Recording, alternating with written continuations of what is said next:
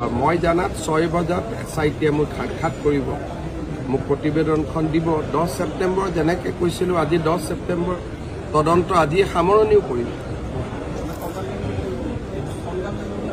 মই চিনেমা কৰিবৰ কাৰণেতো খোজা নাই, গতিকে ৰিপৰ্টটো পঢ়িব লাগিব। আপোনালোকে চিনেমা এখনৰ অপেক্ষা কৰি আছে, মই তেনেকুৱা চিনেমা কৰিব খোজা নাই।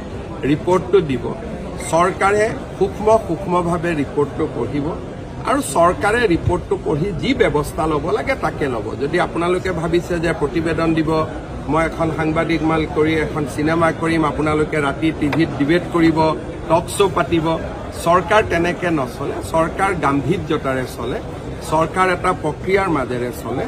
আৰু এইটো যিহেতু বহুত ডাঙৰ গোচৰ এটা, আমি গোচৰটোত যাতে কোনো পৰ্যায়তে তাক আমি এটা আকাংক্ষিত লক্ষ্যলৈ লৈ যাব পাৰোঁ, সেইকাৰণে আমি তাক প্ৰক্ৰিয়াৰ মাজেৰে আমি আগবাঢ়ি যাম। ইয়াতে আমি ৰিপৰ্ট এটা দিলে, মই গুৱাহাটীত সাংবাদিকসকলক মাতি ল'লোঁ, তাতে আপোনালোকৰ আগত প্ৰমাণখিনি দিলোঁ।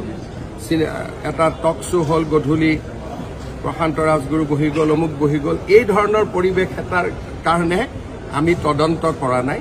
এইটো এটা খুব চিৰিয়াছ ইনকুৱাৰী, দেশৰ সাৰ্বভৌমত্বৰ লগত জড়িত এটা তদন্ত আৰু দেশৰ ৰাষ্ট্ৰীয় সুৰক্ষাৰ লগত জড়িত। গতিকে ৰিপৰ্টটো দিব 6 বজাত, মই পঢ়িম। তাৰ পিছত যি ব্যৱস্থা, ৰিপৰ্টটো পঢ়াৰ পিছতহে মই গম পাম যে এই ৰিপৰ্টটোৰ ওপৰত কি ব্যৱস্থা ল'ব লাগে।